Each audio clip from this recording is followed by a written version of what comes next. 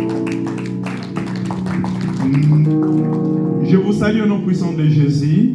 Sans plus tarder, nous ouvrons nos Bibles dans le livre de Daniel chapitre 4. On commence à 19e verset, on va descendre.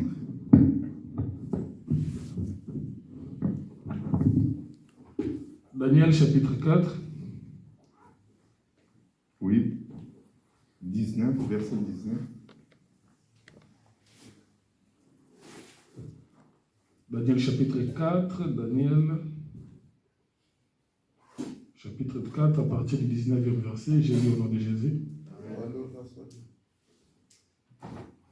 Alors Daniel, nommé Belchassar, fit un moment stupéfait et ses pensées le troublaient. Le roi reprit et dit, Belchassar, que les songes et l'explication ne te troublent pas. Et Belchassar répondit, mon Seigneur, que les songes soient pour tes ennemis et son explication pour tes adversaires. L'arbre que tu as vu, qui était devenu grand et fort, dont la cime s'élevait jusqu'au ciel et qu'on voyait de tous les points de la terre. Cet arbre, dont le feuillage était beau et les fruits abondants, qui portait de la nourriture pour tous, sous lesquels s'abritaient les bêtes des champs, et parmi les branches duquel les oiseaux du ciel faisaient leur demeure. C'est toi, ô roi, qui es devenu grand et fort, dont la grandeur s'est accrue et s'est élevée jusqu'au ciel, et dont la domination s'étend jusqu'aux extrémités de la terre.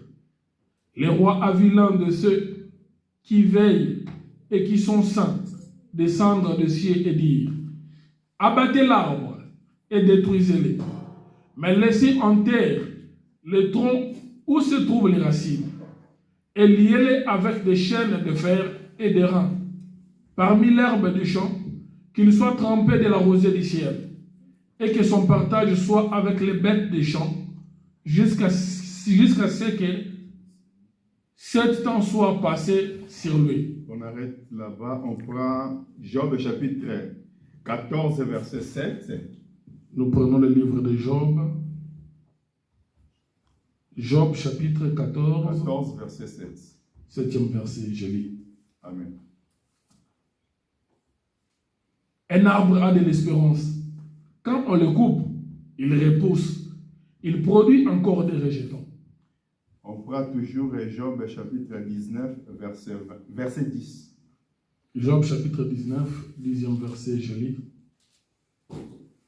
Il m'a brisé de toutes parts et je m'en vais. Il a arraché mon espérance comme un arbre. Que le Seigneur ajoute l'explication à la lecture de sa parole. Nous prenons nos places, nous allons partager sur l'espérance de l'arbre. Donc l'arbre aussi a l'espérance. Et dimanche dernier, on a parlé sur Joseph. On a expliqué que Joseph, c'est un arbre.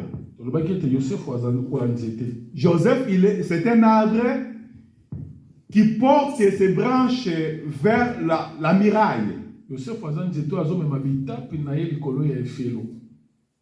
Que le Seigneur nous bénisse.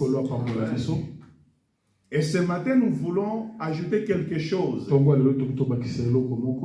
à propos de l'arbre. Quand on parle que Joseph était l'arbre, c'est une manière d'expliquer. L'expliquer la vie d'arbre. Comment l'arbre il porte des fruits pour les autres. Vous savez que quand un arbre donne des fruits, il ne donne pas de fruits pour lui-même.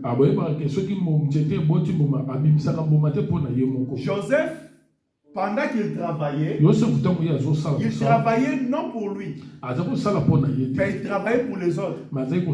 Il travaillait pour les membres de sa famille. azali kosala mpona bandeko ya Et libota il travaillait aussi pour l'Égypte. azali kosala mpona Ezipito La raison pour laquelle, na yango quand il a donné le pain, ntango apesaki lipa le pain c'était pour Israël, lipa ezalaki mpona Israele que Jacob et sa famille, Yakobo na libota na et ye non seulement Jacob et sa famille, kaka Yakobo na libota mais te c'était aussi kasi pour les Égyptiens. ezalaki mpona baezipito Que le Seigneur nous bénisse. kolo apambola Ce matin, j'aimerais te dire que tu es un arbre. na ntongo elolingi na ye biso toza nzete Et comme un arbre, lokola nzete tu dois porter des fruits. esengeli na okomema bambuma Mais ces fruits-là, kasi ce bambuma n'est pas pour toi, eza mpona yo te pas pour ton intérêt, mpona ntina na mais pour les autres. kasi mpona Que bamiso le Seigneur nous bénisse.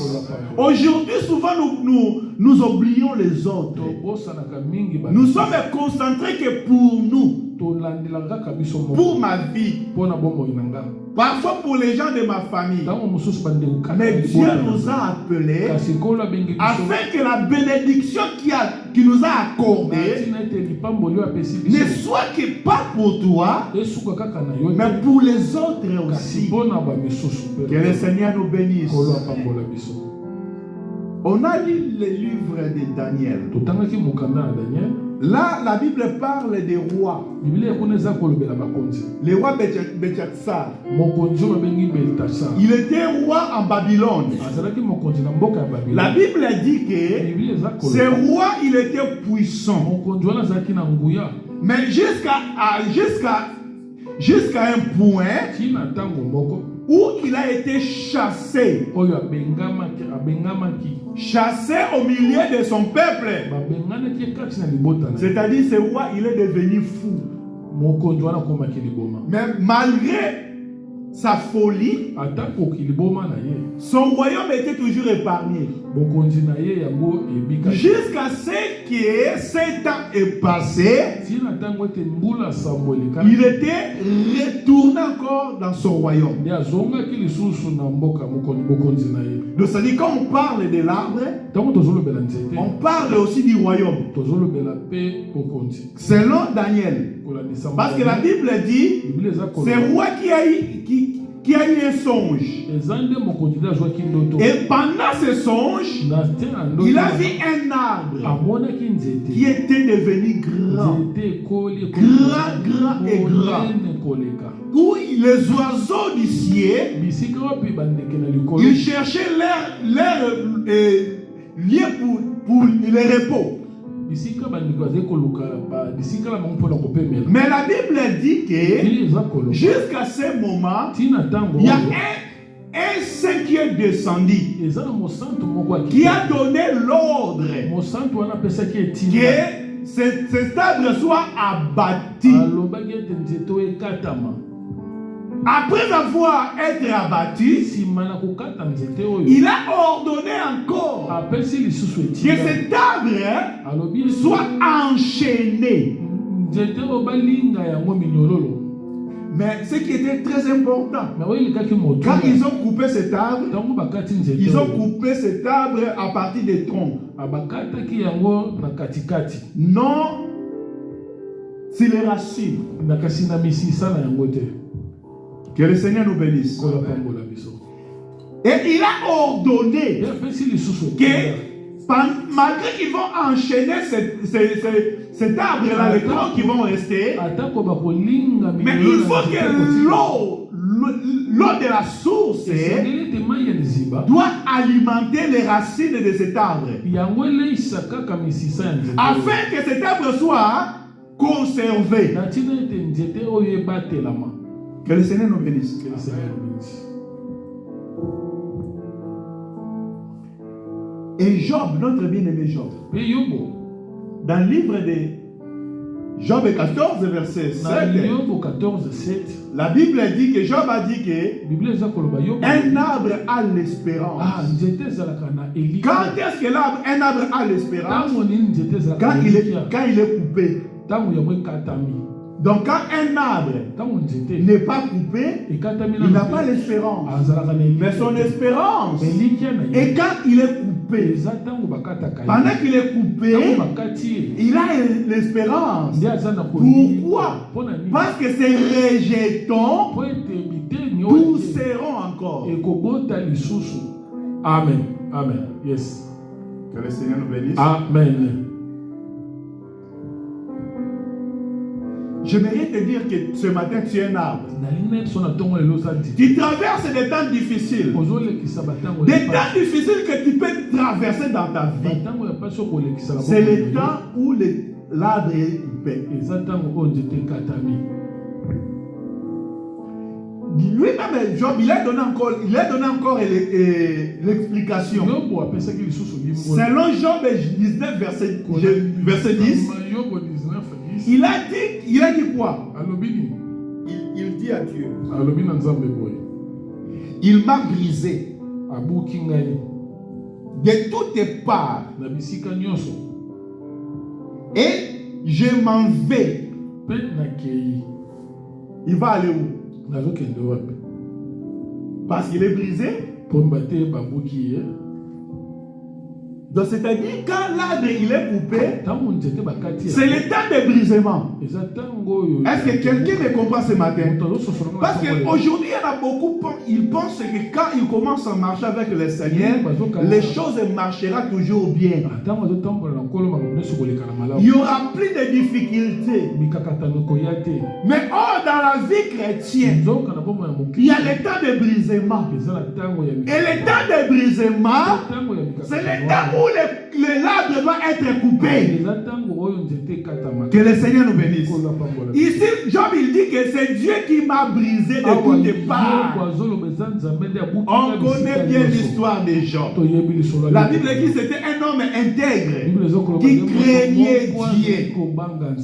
Malgré sa crainte devant Dieu, malgré son intégrité, mais le malheur est venu toujours dans la maison de Job. Malheur est venu toujours dans la vie de Job. C'est pour cela ici quand Job il parle que c'est le Seigneur qui m'a brisé de toutes parts et je m'en vais. Parce que Job il voyait que le temps qu'il est en train de traverser c'est le temps difficile. Que le Seigneur nous bénisse. Je ne sais pas quel temps que tu es en train de traverser. Mais moi je te dirais que le Dieu qui nous a appelés, il connaît toutes nos difficultés. Il connaît toutes les circonstances de nos vies. Il connaissait la vie que Job a traversée. Même si tout le monde pouvait... Tout le monde pouvait parler mal de Job. Je sais que quand ses amis sont arrivés, ils ont resté quelques jours sans rien parler. Parce qu'ils connaissaient bien Job. Mais les jours là, quand ils sont arrivés, Job, il était irreconnaissable. Donc ses amis, ils n'arrivaient plus à distinguer. Ça c'est Job ou ce n'est pas Job? Parce que les Job qu'ils connaissaient, ce n'était plus le même. Mais pourquoi ça? C'était le temps de brisement. Que le Seigneur nous bénisse. Amen. Que le Seigneur nous bénisse. Amen. Amen. Job il a dit, il m'a brisé de toutes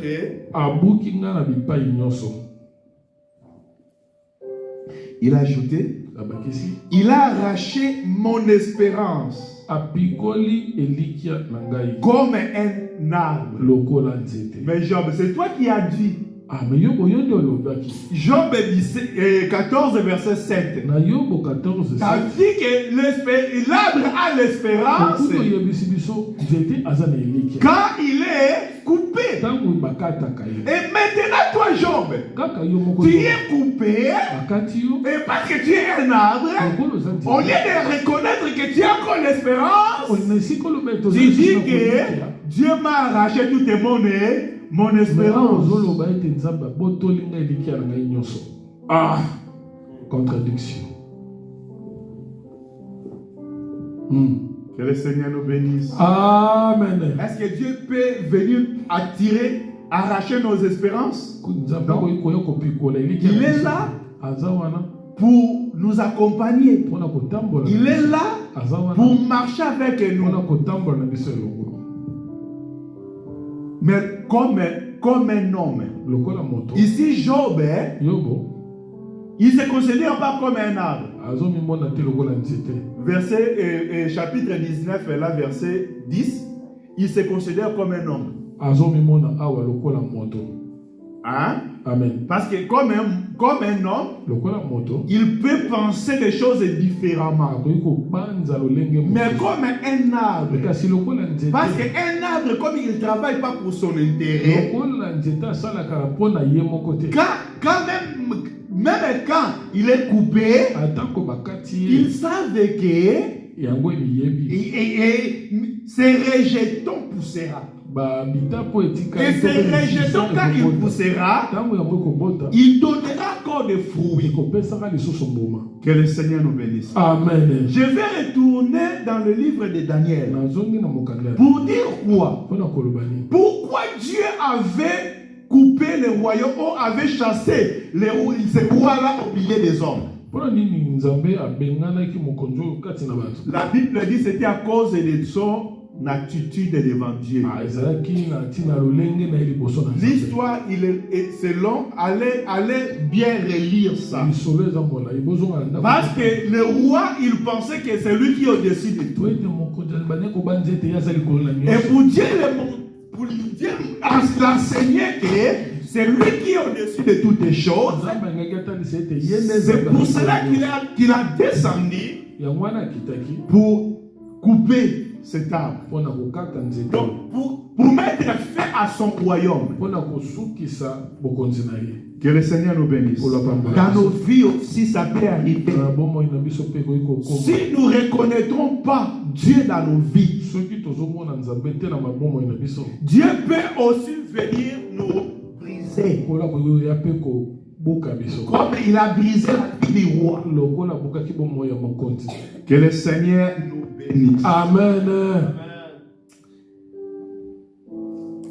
Je dis que cet arbre a été coupé sur le tronc.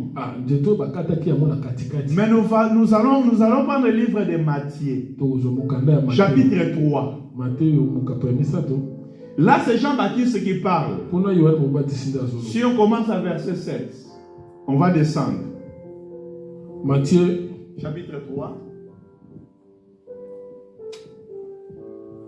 Matthieu chapitre 3, à partir du 7e verset, je lis. Oui. Mais, voyant venir à son baptême beaucoup de pharisiens et de sadducéens, il leur dit: race de vipères, qui vous a appris à fuir la colère à venir? Produisez donc des fruits dignes de la repentance. Et ne prétendez pas dire en vous-même: nous avons Abraham pour père. Car je vous déclare que ces pierres-ci, Dieu peut susciter des enfants à Abraham. Descend jusqu'à 9. 9. Et ne prétendez pas dire en vous-même: nous avons Abraham pour père. Car je vous déclare que de ces pierres-ci, Dieu peut susciter des enfants à Abraham. Amen. Amen. Là, c'est Jean-Baptiste qui est en train d'adresser la parole. Pendant que Jean-Baptiste enseignait ou prêchait la parole de Dieu, il a vu des pharisiens qui venaient et des sadducéens qui venaient auprès de lui. Est-ce que les gens venaient auprès de lui? C'était mauvais? C'était bien. Que le Seigneur nous bénisse. Amen. La Bible dit que Jean-Baptiste, il était en train de prêcher la parole du Seigneur. Mais pendant qu'il prêchait la parole du Seigneur, il a vu venir devant lui beaucoup de gens qui venaient pour être baptisés. Parmi les gens qui venaient, il y avait beaucoup de pharisiens et il y avait beaucoup de sadducéens. Jean-Baptiste voyait ces gens venir vers lui. La Bible dit qu'il leur a dit: race de vipères, qui vous a appris à fuir la colère à venir. Mais Jean-Baptiste, il voit les personnes qui viennent. C'était des pharisiens et des sadducéens. Les pharisiens sont des gens qui étaient zélés dans la loi de Moïse. Et ils étaient aussi assis par rapport à leur tradition. Donc quand il venait devant Jean-Baptiste, Jean-Baptiste, il considère ces hommes comme les races des vipères. Vous savez que le vipère, c'est un serpent.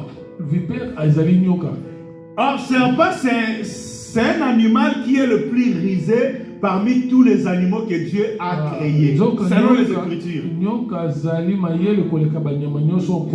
C'est-à-dire, aujourd'hui, il y a des personnes aussi qui sont beaucoup risées. Mais ils sont aussi dans les choses de Dieu. Que le Seigneur nous bénisse. Ce que Dieu attend de nous, de ne pas être des races de vipères. Mais écoutez verset 8. Il demande à ces gens-là. Il a dit, produisez donc les fruits dignes de la repentance. C'est-à-dire quand toutes les personnes qui viennent devant Dieu, avant de nous approcher devant Dieu, on a eu nos vies. On a eu des choses qu'on faisait. Parfois c'était au contraire la volonté du Seigneur. Mais quand nous approchons devant le Seigneur, comme ces pharisiens et les sadducéens, ils s'approchaient devant le Seigneur, ce qui était important, la première des choses dans leur vie, c'est de produire le fruit de la repentance. Produire les fruits. Les fruits, ça vient d'un arbre. Amen. Amen. Si le roi, il était un arbre, si Joseph était aussi un arbre, si Job aussi était un arbre, donc quand Jean-Baptiste il voyait les pharisiens, il voyait les pharisiens aussi comme des arbres, parce qu'ils devaient produire des fruits. Mais ces fruits-là, c'était des fruits de repentance. Vous savez que le message de repentance aujourd'hui, c'est rare dans nos églises. Quand tu commences à prêcher sur la repentance, lui là, il vient pour condamner. Que le Seigneur nous bénisse. Les gens, ils veulent seulement que nous prêchions la bénédiction. Qu'on prêche l'élévation. Qu'on prêche la grandeur. Ce n'est pas mauvais. Bien aimé dans le Seigneur, le Dieu qui nous a appelés, il nous a appelés dans de grandes choses. Mais toutes ces grandes choses, avant qu'ils se manifestent, ce que Dieu attend de nous, c'est la repentance. Amen. Que le Seigneur nous bénisse. Amen. Amen. Yes. C'est la repentance.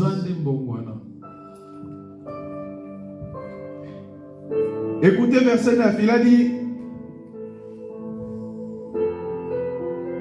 et ne prétendez pas dire à vous-même, vous avez Abraham pour père.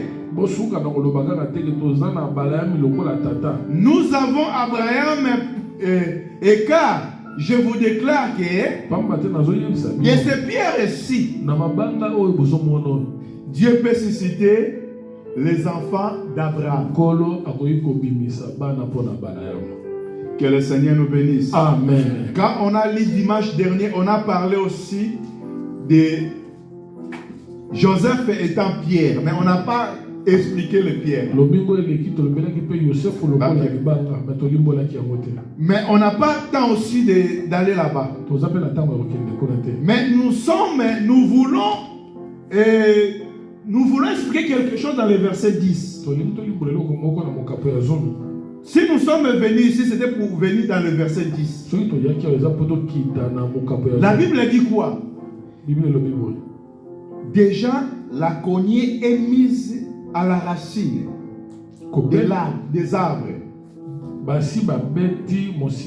Et tout arbre donc qui ne produit pas de bons fruits sera coupé et jeté au feu.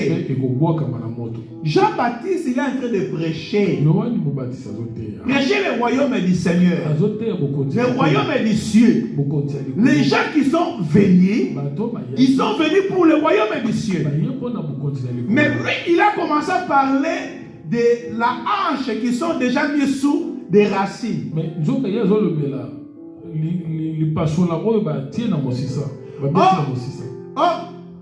Pour Job, l'arbre ne doit pas être coupé dans les racines. Hein? Doit être coupé dans les troncs. Mais pour Jean-Baptiste, il parle que l'arbre doit être coupé par des racines, là où il y a des racines. Que le Seigneur nous bénisse. Je voulais vous expliquer sur deux sortes de l'arbre. Il y a l'arbre qu'on a droit de couper sur les hanches ou sur les troncs. Il y a des arbres qu'on doit couper sur les racines. Pourquoi il y a d'autres arbres qui doivent être coupés sur les racines s'il ne produit pas de fruits dignes de la repentance? Amen. Je vais bouger encore un peu. Luc chapitre 13. Luc chapitre 13. On commence à premier verset. On parle toujours de l'arbre. Là, il y a un autre arbre encore. Luc chapitre 13. Oui. À partir. Commence à premier verset. Luc chapitre 13, à partir du premier verset. Jusqu'à verset 9. Luc 13, 1 à 9. 1 à 9. Je lis. Amen. En ce même temps, quelques personnes qui se trouvaient là racontaient à Jésus ce qui était arrivé à des Galiléens dont Pilate avait mêlé le sang avec celui de leur sacrifice. Et il leur dit: croyez-vous que ces Galiléens fussent des plus grands pécheurs que tous les autres Galiléens parce qu'ils ont souffert de la sorte? Non, je vous le dis. Mais si vous ne vous repentez pas, vous périrez tous également. Ou bien, ces 18 personnes sur qui est tombée la tour de Siloé et qu'elle a tué, croyez-vous qu'elles fussent plus coupables que tous les autres habitants de Jérusalem? Non, je vous le dis. Mais si vous ne vous repentez, vous périrez tous également. Il dit aussi cette parabole. Un homme avait un figuier planté dans sa vigne. Il vint pour y chercher du fruit et il n'en trouva point. Alors il dit au vigneron: voilà 3 ans que je viens chercher du fruit à ce figuier et je n'en trouve point. Coupe-les. Pourquoi occupe-t-il la terre inutilement? Le vigneron lui répondit: Seigneur, laisse-les encore cette année. Je creuserai tout autour et j'y mettrai du fumier. 9. Peut-être à l'avenir donnera-t-il du fruit, sinon tu le couperas. Que le Seigneur nous bénisse. Et là encore, la Bible nous parle toujours de l'arbre. L'arbre maintenant ici des vignes. De figues, pardon. Et il y a un homme qui a planté un arbre de figuier. Et après 3 ans, il venait toujours pour faire quoi? Pour trouver quelque chose. Mais il ne trouvait pas. Maintenant, il a dit à son vigneron: on doit maintenant couper parce que cet arbre-là occupe place inutilement. Mais le vigneron dit: non. Laisse. Je vais creuser de tous les côtés. Ce n'est pas pour couper dans les racines. Hein? Si tu veux que, si on n'a plus besoin, on va creuser pour couper les racines. Et là, on va jeter un arbre. Mais il a dit non, je vais creuser. Quand je vais creuser, je vais mettre des figuiers. Et après, on verra encore l'année prochaine si ça peut donner quoi de fruits. Sinon, on peut les couper. Que le Seigneur nous bénisse. Amen. Que le Seigneur nous bénisse. Amen. Toutes ces choses, Dieu parlait d'Israël. Hier, c'était pour Israël. Parce que si vous regardez l'histoire là, c'était les choses qui se passaient en Israël. Qui causaient des douleurs. Et ces douleurs qui pouvaient être comme que ces gens sont des méchants, ils font des choses très mauvaises. C'est pour cela que Dieu a puni. Mais Jésus, il voulait enseigner, non, ce n'est pas seulement ça. Amen. Ce n'est pas seulement ça. Mais ce que Dieu attend, si ces choses, les gens là, ils ont subi de telles choses. Et si à vous ces choses ne sont pas arrivées, Dieu attend des repentances de votre part. Que le Seigneur nous bénisse. Vous savez, si Dieu nous garde jusqu'aujourd'hui, on a commis des choses dans nos vies. Mais parfois des choses qu'on a commis, les autres, ils ont mérité parfois être condamnés. Ils ont été aussi même condamnés. Mais nous, on n'était pas condamnés. Ce n'est pas que ces gens-là, ils étaient moins considérés à Dieu, non. Mais c'est l'amour de Dieu qui règne encore sur nous. Et ce que Dieu attend de nous, c'est la repentance. C'est-à-dire, un arbre, étant un arbre, nous sommes des arbres. Comme un arbre, on doit porter des fruits. Mais des bons fruits. Que le Seigneur nous bénisse. J'ai encore du temps, je pense que je peux avancer encore un peu. Est-ce que je peux avancer encore un peu? Amen. On va aller maintenant, on va aller dans le livre des Jean. On va chercher maintenant le Seigneur lui-même comme l'arbre. Jean chapitre 15. Qu'est-ce que Jésus parle?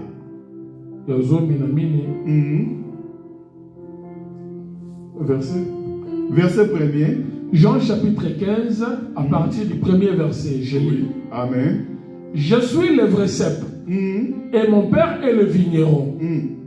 Tout sarment qui est à moi et qui ne porte pas de fruits, il les retranche. Et tout sarment qui porte du fruit, il les monde, afin qu'il porte encore plus de fruits.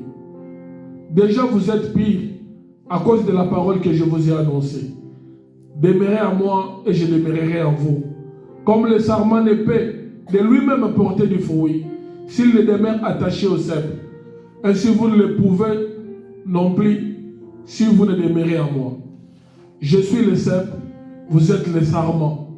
Celui qui demeure en moi et en qui je demeure porte beaucoup de fruits, car sans moi, vous ne pouvez rien faire. 6.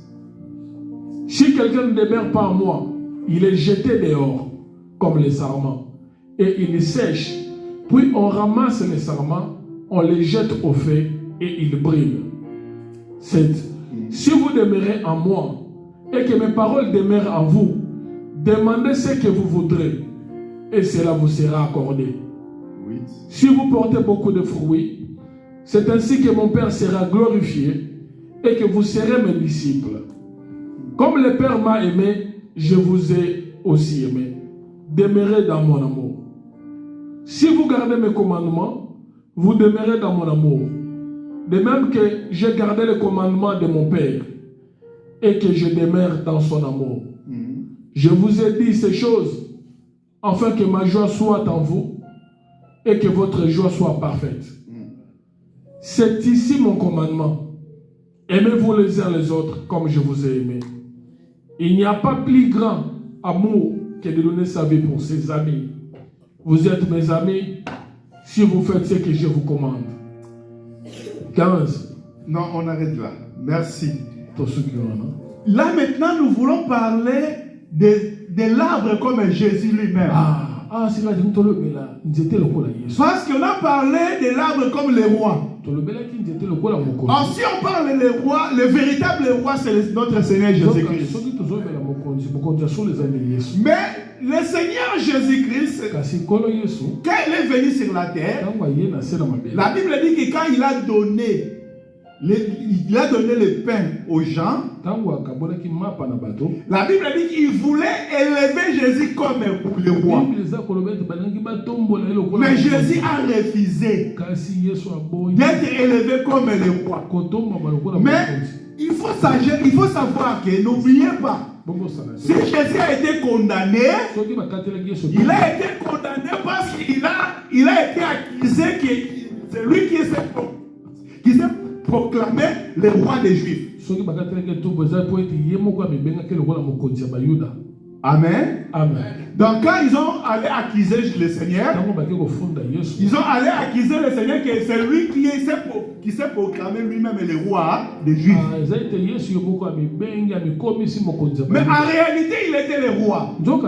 Mais ce n'était pas le temps qu'il est venu pour régner.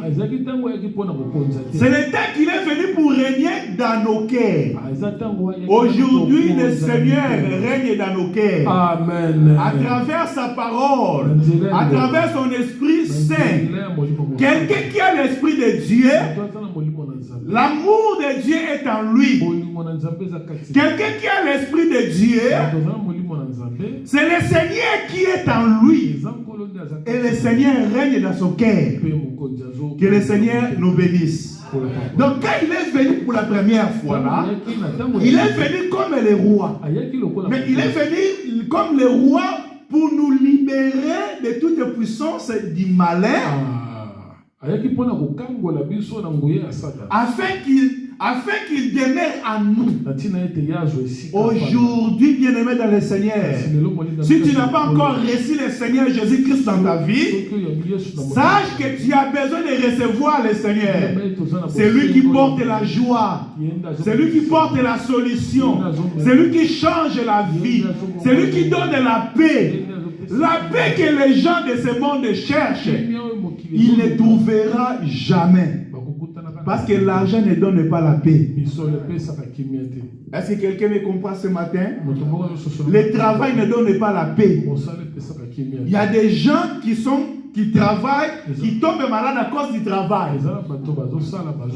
On appelle ça quoi? Si le travail c'était une bénédiction, les gens ne peuvent pas tomber malades à cause de son travail. Est-ce que quelqu'un me comprend ce matin? Les seules personnes qui peuvent porter la paix, les seules personnes qui peuvent changer, qui peuvent porter la joie dans nos vies, c'est le Seigneur Jésus-Christ. Que le Seigneur nous bénisse. La Bible dit, lui maintenant il a dit que c'est lui qui est le tronc, c'est celui qui est le cercle. Et nous sommes des serments, nous sommes des étapes. Comme Joseph il était aussi un arbre. Que ces étapes sont allées de l'autre côté. Le Seigneur aussi comme l'arbre. Les étapes sont venues vers nous.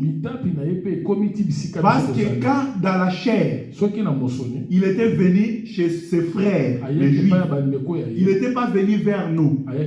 Mais aujourd'hui, il est venu vers nous à travers sa parole. Que le Seigneur nous bénisse. Amen. La Bible dit quoi? Il a dit que moi je suis le vrai cercle, je suis le vrai l'arbre. Et vous êtes des serments. Les serments qui s'attachent à moi, il va porter des fruits. Amen. Amen. Mais le serment qui n'est pas attaché à moi, il va se sécher. C'est pour cela qu'aujourd'hui, il y en a beaucoup qui s'éloignent du Seigneur. Il faut savoir que ça c'est le plan de l'ennemi. Si l'ennemi, s'il veut t'enchaîner, il va t'amener loin du Seigneur. Quelqu'un m'écoute ce matin. Si l'ennemi vient bien, il veut bien te manipuler, il veut bien t'utiliser comme il le fait, il va t'amener loin du Seigneur. Alors quand on parle loin du Seigneur, c'est loin de la parole du Seigneur, loin de l'assemblée aussi. Aujourd'hui, il y a beaucoup pour venir, il faut qu'on fasse des gymnastiques pour qu'ils viennent à l'église. Beaucoup de raisons. Que le Seigneur nous bénisse. Que le Seigneur nous bénisse. La Bible dit, n'abandonnez pas vos ensembles. Hébreux chapitre 10, verset, je pense 25, comme ça. N'abandonnez pas vos ensembles, comme c'est le coutume de quelqu'un. Bien aimé dans le Seigneur, je peux dire aussi, l'ensemble comme ça, c'est comme un arbre aussi. Toi qui viens dans cette assemblée, tu es aussi une branche. Est-ce que vous me comprenez ce matin? L'église est locale. L'église est locale. C'est une arbre aussi. C'est une famille. Une église locale, c'est une famille. Ça représente aussi comme un arbre. Et quelqu'un qui fait partie de l'église, c'est comme une étape de cet arbre-là. Que le Seigneur nous bénisse. J'étais ici en chapitre 15. Il a dit que je suis le vrai cep, vous êtes des branches. Les branches qui demeurent à moi, il portera des fruits s'il demeure attaché au cep. Ainsi, vous ne le pouvez pas non plus si vous ne demeurez en moi. Verset 5. Je suis le vrai cep, vous êtes les sarments. Celui qui demeure en moi et qui, je demeure, porte beaucoup de fruits. Donc, il faut d'abord le cep demeure. Non, les serments demeurent au cep et les cep demeurent aussi au serment. Que le Seigneur nous bénisse. Je vois que le temps est avancé. Je pense que je vais mettre un point virgule. Je vais te dire quoi? Je vais te dire que le vrai amour, c'est dans le Seigneur. C'est le Seigneur qui est amour. Mais qu'est-ce qu'il a dit aussi? Parce que je donne l'exemple de l'église comme un arbre, j'aimerais bien s'appuyer par rapport à des pensées que le Seigneur nous a données dans ces versets. Qu'est-ce qu'il a dit? À partir du verset 10. Il a dit, si vous gardez mes commandements, vous demeurez dans mon amour. De même que je garderai, et c'est même que je garde les commandements de mon Père et que je demeure dans son amour. Aujourd'hui, nous parlons de l'amour. Mais l'amour, c'est la parole du Seigneur.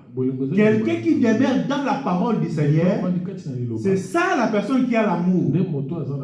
Si nous ne demeurons pas dans la parole du Seigneur, on n'a pas dans l'amour du Seigneur.